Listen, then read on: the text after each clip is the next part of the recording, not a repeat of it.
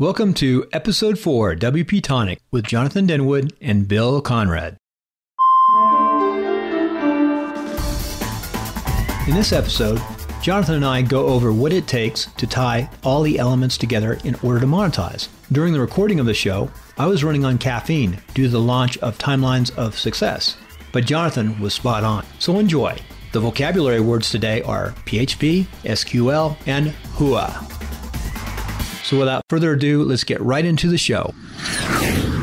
5 different plugins that were all similar plugins. Now, I haven't had time really to figure out a name for the category, but they're really pop-up plugins or plugins that helped us get people to subscribe to our emails. Yes. Subscribe with their emails. Yes. And they're Optimizer Monster, Optional Skins, Ninja Pop-Ups, Hybrid Connect, and Featured Box, which, of course, were on our show notes last week. Yes. You know, all with all the links because they're perfect on that new webpage. Exactly. Very good. Yes. So where are we going on this show? I like that, Bill. You're starting to be trained. I got you trained too. Yeah. Oh, God, he loves clapping, folks. He loves... See, I'm training him the podcast way. But we're getting there. So where are we going on this show? Oh, you're asking me, Bill? Yeah, where are we going? Basically, so I went into some of the tools last week that will help our listeners hopefully get more subscribers on their website.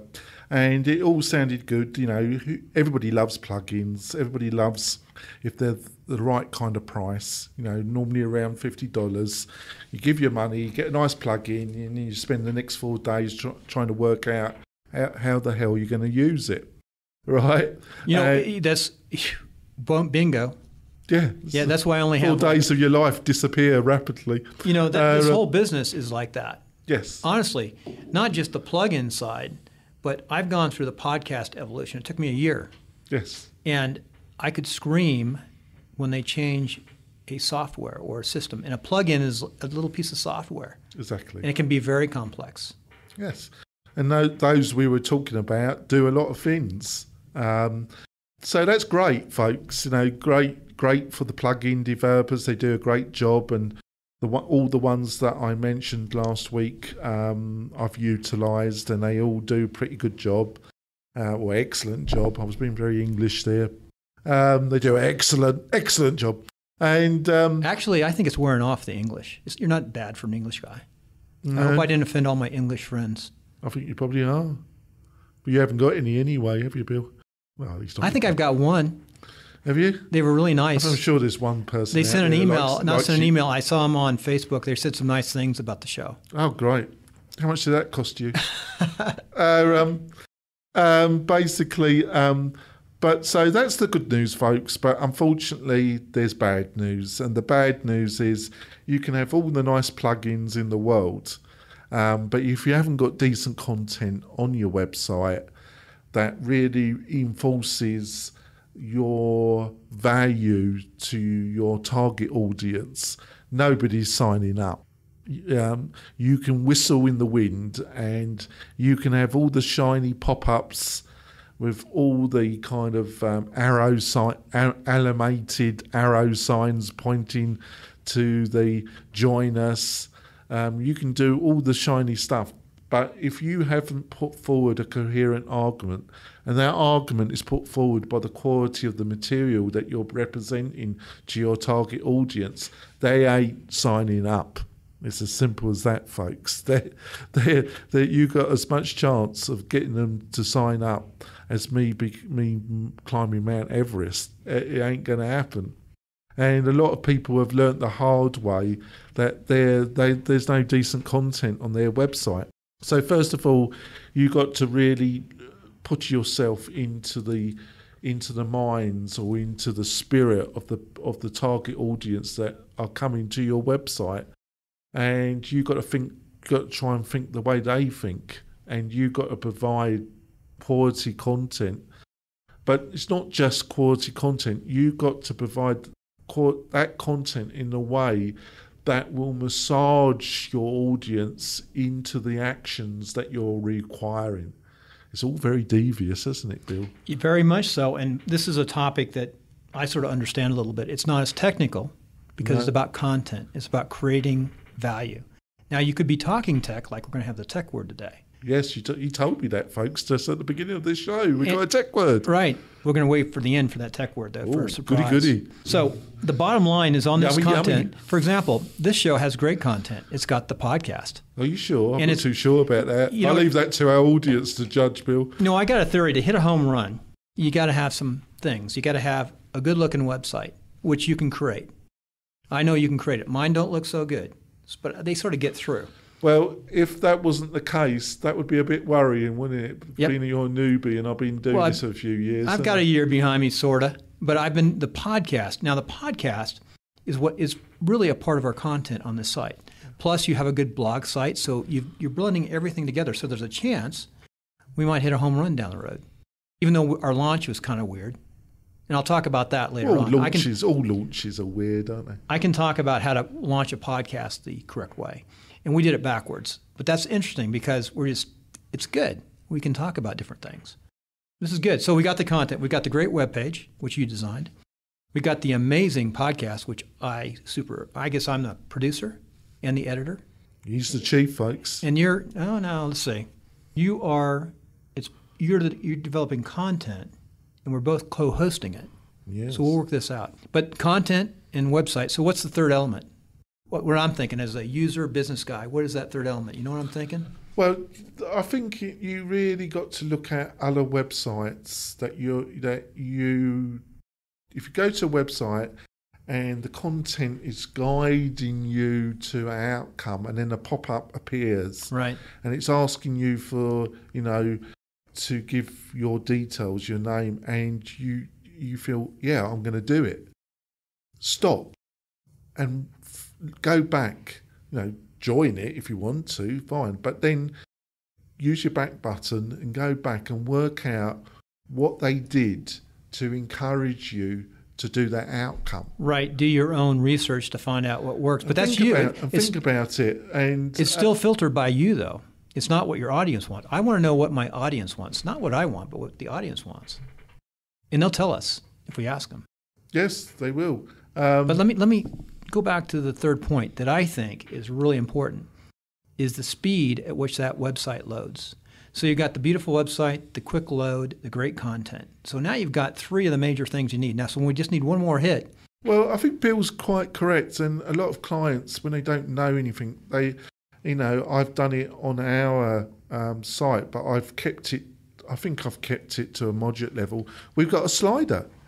And a lot of real pros in the industry hate sliders, but I chose to have one because I wanted to go with a kind of 1950s kind of late 40s, 50s kind of look, retro look, and I've done it a bit. I'm going to add some additional touches, but that was the kind of look I wanted because I think it's quite fun and I think it's quite appropriate, but.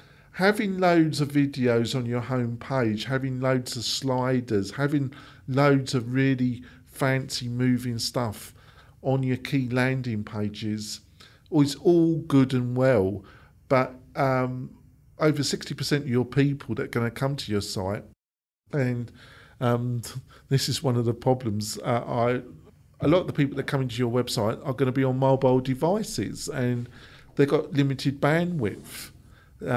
So if your site's got every godforsaken video, slider, jQuery plugin known to man loading in the front page, that's going to affect how the speed of it. So on my widget on the right side, I've got a couple YouTube clips. That slows it down? Well, yeah. How much does it slow it down? Just two clips? It varies depending on what you got loading up. What scripts and other stuff, but keep it in mind, calm it down a bit. It's better to have really good content rather than people when they're starting off, they tend to go for all the shiny stuff. They go for the quick solution, the quick plugin, the quick thing that gives a bit of whatever. I came from the podcast side, and what I realized is sometimes the podcast is important.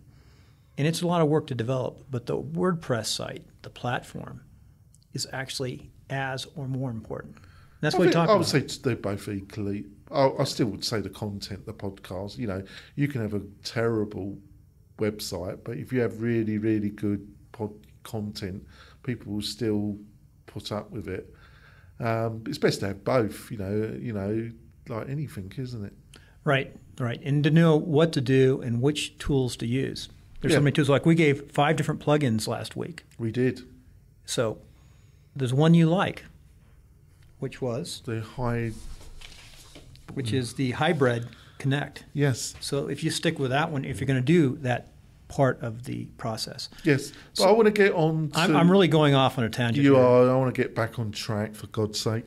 So basically, what I'm saying is there's a lot of people out there that say, have fantastic content. And they're right. You've got to provide value to your audience. You've got to provide what they want. And to build your credibility, whatever industry you're involved in, you've got to provide content they will find interesting that gives them extra value. And there's loads of so-called marketing gurus and so-called experts that say, content is king, write really good content or get people to write for you, build your library of content and the people will come. And I'm here to tell you that nobody's coming. That is so true. And it's true in whatever you do. A great artist, if they're not exposed, not marketed, will never be found. No. They might be found after they die. Nobody's coming to find your content, my friends, because there's millions of websites out there. Whatever niche you're involved in, you will be facing consistent competition. And I've mentioned him before, but Brian Dean, founder of Backlinko, I think he should be paying me now because I think this is the second time. But he sent out one of his well-crafted newsletters to me, and he had a free PDF. And I've read a lot of his material, and I've been on some of his training courses. I've actually got my wallet out and given him money. And they've always been excellent. And what I like about Brian is he's very knowledgeable, but he gets straight to the chase. He gets to the meat of the matter. And he's not, and he says in his own words, a lot of these internet gurus, these SEO experts, they're for basically. I agree with what you said about SEO. We got to take the out. See, Jonathan is trainable. On the second program, he's got it down. Yes, we're not allowed to cuss because we're rated G. Yes, which is good. Yes. That means kids can listen. Exactly. That'd be scary. And my daughters will listen. You're cheap labor. 12 and the 14. Yeah, they're getting there. But that's another story. Hey, what you said is good. We need to talk about some of the scams in the business. Scams? And how much is too much? Scams on the internet. I never knew there was any scams on the internet. And it's worldwide too. A lot of people pay a lot of money for products and they never use them. And there's some. Anyway. Yeah, but that's general, isn't it? There's loads of people that buy electronics, all sorts of stuff that just ends up in their cupboard, isn't it? Right. I buy some expensive stuff, but then I buy some stuff that's not that expensive. But I believe overall you buy the highest quality you can afford. I have noticed that with Bill. When it comes to, he doesn't mind spending. Well, these mics aren't too bad. These are RL 2100s. Shall we get back onto the subject, Bill? Yeah. Well, because I don't think our audience really care what mics we use, really. Audio Technica. Actually, my audience does care. They like that podcast, and yours likes the WordPress. Yes, they're listening. So get back to it. So nobody's come to your site. So what Brian recently has really pointed out is that he made the similar mistakes. He spent about 6 months really building up. When he was first starting, he had some of his own sites where he was selling specific products. And that's how he started to learn SEO, because he, in desperation to actually get some traffic to his own sites. And he found, he built up some excellent content, but he got no traffic. And then he found you actually have to market your content, the content you're putting on your site. You've got to do outreach. You've got to, through social media, through touching other people that have built up audience. You kind of jump on their back and you offer something for them to help you. And most people will help if they can see some value in what you're offering to them. But there's also some quick and dirty ways that can encourage traffic to your website as well. So what are some of the dirty ways that can effectively work, that can shortcut the painful process of actually getting traffic to your great content that you have spent ages building up on your website? I'm excited to find out. You're excited. That's a big word, isn't it? Well, we all like giveaways, don't we? Yes, yes. Everybody likes a freebie, don't they? Yep. You know, it's just part of human nature. You know, if we can get something that we think that's got some value and we can get it at a knockdown price, we're happy, aren't we? We're happy bunnies. Yeah, free used to be the number one word. It probably still is. Well, yeah, you know, but we all know that in reality, nothing is free. So giveaways, there's a number of plugins, and in the post that I'm going to put on the website, I'm going to put some links. But there's a number of and we might talk about those in a future episode. But there's a number of WordPress plugins that help you set up giveaway competitions, and where you give an example, you might buy 6 Dropbox professional licenses, which would give you 100 gigabyte capacity, and you would be prepared to offer lifetime licenses. So you would be paying every year Dropbox annual fee, and that you do the math and work it over 20 years, which is an eternity for the internet. That might work out at $6,000, but you might get 100,000 people sign up on your newsletter list. And normally if you're using paid advertising on other people's websites, you might work out every real sign up might cost you $4. So compare that to just $6,000 and you get even more sign up. You just got to do the basic math and you work out that's a pretty good deal. And that's the kind of attitude and thought process that a really proper internet marketing professional goes through, and that sorts the men and the women from the boys and the girls. Those that really giveaways, competitions, they are effective ways of building up your list. Let me give a plug real fast to a launch this week, a podcast launch, and the podcast launch was RED, Real Entrepreneurial Development, RED. I'm going to show Jonathan how well this podcast launched. They made new and noteworthy in 2 days. Yeah. Our launch wasn't that great, but this was a fun show when we started. We're gathering speed, Bill. And you'll see. And you're a man in a hurry, and I've always trying to calm him down, folks. And that is true. That is true. I like to move fast. I like to get things done. We're a really good combination, I think. So drive on, Jonathan. Drive on, yeah. He does like that term, folks. Drive on. So, yes, competitions, giveaways, and like I say, there's a number, like Kin Sumo had an article that really explains, and so did WP Tavern have a nice article about giveaway plugins, WordPress plugins, the best ones. Also, finding industry leaders and champions that you can partner with is an excellent way of getting your new podcast or your website seen and getting traffic. If you can offer something that the established player sees of value, and then they're prepared to promote you and your website on their website, that can have an enormous ability of getting traffic to your site. Right. We do that with podcasting too. Same thing. Podcasting is like a niche that uses WordPress as a platform.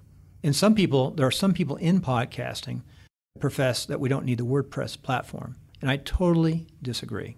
I know this is mostly about WordPress, but we'll start our segment about podcasting because it ties in so close. Yeah, it does, yeah. It really does. And it's a way to gather new people to come to your website to see it, and the website fits right into the WordPress site. So it's a way to get people going to create a WordPress site. Well, I thought your statement is quite powerful, but I love WordPress.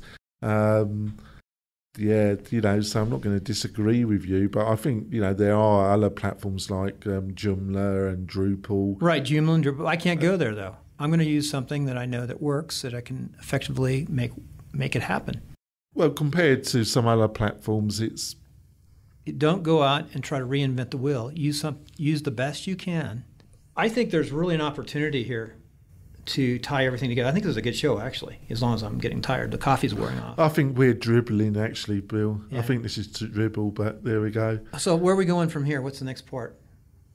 Well, we just did the clap because you guys don't know it, but I was up till 5 o'clock last night working on editing, and editing is a lot of work, but it's kind of neat.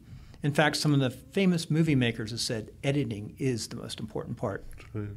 But it takes a team, so everyone's important in a team, and you and I are a team on this. So, Jonathan, we're tired. It's raining outside in the Reno Collective. It just stopped. It's on and off. So let's focus on, we went through in this episode, it's kind of strange. We sort of talked about the marketing side, the driving side, and the soft side of the website. And I brought in the podcast, which brought us the idea is eventually we'll get better and better and develop solutions that make it easy for people down the road who listen to us of how to do it the right way, not to waste a lot of steps. If you're developing a podcast, here's how you do it to fit into the website. So we're going to work together to make an amazing website that works with podcasts. And we'll have a Mac track and a PC track. But that's a lot of work, isn't it? It is. Jonathan's always saying everything takes more time And it does. than you plan for. And it's so true. Unless you have the right coach and mentor, the right systems, the right cache, and things in place to have everyone doing the right thing and going forward. And that's where you hit the home run. As we talked about earlier in the show, the home run. Yes. The home run is important. Let me tell you what the fourth point of the home run is. You're on 3 bases. The fourth point is monetizing. And monetizing only happens when you have the great content, the good web page. Maybe not the perfect web page, but the good web page. You've got the right people, the right connections, and you've monetized. Because in a free market system, you have to make money to work. And that's why it's okay to market. Yeah. And to charge what you're worth. Jonathan's worth a lot. I've seen his work. It's good. Oh, I never paid him that, folks. He just came out with that. And I've seen him evolve, and it's good. So anyway, what do we have to finish up today? We've got to go back into the tech side. Yes. Jonathan is going to get more into tech, and I'm going to soften it up with some soft marketing in the future. Yes.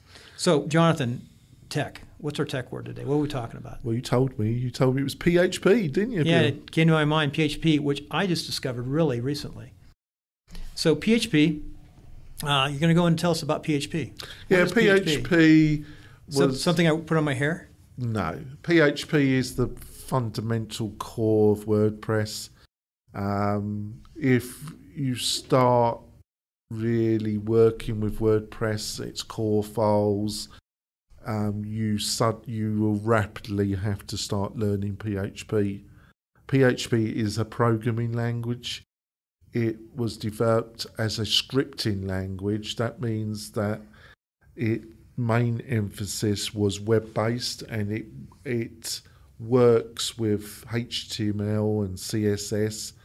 But in truth, as it developed, it became you can utilize PHP outside the web, but that is unusual. It is mostly a scripting language that is utilized for web-based processing, and mostly utilized to work with databases, with MySQL and SQL. SQL is a... We're only allowed one word a show. Right. Now you're talking about SQL. Yes. But I guess we have to know that too. So what is it? Yeah, we do really. They are the framework. WordPress is a framework that works inside a database, and that database is MySQL. And MySQL utilises its own language, which is SQL. And PHP works heavily with MySQL, and WordPress was built utilising PHP. And it has a load of scripting tags and functions that are unique for WordPress, but functions functions are a core concept of PHP, of any programming language. That's very good. We might go into a little bit more detail down the road on PHP. Well, if you want to get above just doing the odd little colour change, and and it's a hard one to get across to people, but there's all levels of developers. Absolutely. There's some at the collective. I call myself a developer because I have worked with scripting languages, and I can program, but I don't want to do it every day. I think it's because I always saw websites, because I've always been involved in business, so I always wanted just having a website with nobody coming to it and it not working was never satisfactory for me. Well, we're going to test this out and see how many people come to WP-Tonic based on our good podcast worldwide. I know we're already getting listeners overseas in Europe. That's funny, but big time. But you're saying get more overseas than we get in America. Amazing. I wonder why. I don't know. They just miss out. I love Reno, but we could talk about Reno and its technology. Which is growing. It is growing. It has nowhere to go but up. It's growing. There's more going on in Reno. It's only a small city. But it's a fantastic area. But it's got a fantastic business climate, hasn't it? Yeah, I'm going to close on one thing. It is a fantastic place. And I was talking to a photographer who has got a fairly well-known studio, and he said that the reason why people don't get into the higher tech here like they do in the cities is because there's so much to do in the outdoors. Like just across the street's a water park with a river flowing through, and people are in the water playing, have a good time. It's raining, and there's music out in the park all the time. Reno is art town. Yes. That's what's going on right now. So there's so much to do. I went out 3 times last week and listened to music. No, I think it's not bad. It's going to be a good show for being so tired. Well, Jonathan, let's finish it up. We'll see you next week, and we'll go in, we'll follow on this show, and we'll go into more detail, another tech word, and we'll have more fun. Sounds great, Bill. Hooah. That's a new word, hooah. I'm introducing new words to him, hooah. Heard and understood. Hooah? Yeah.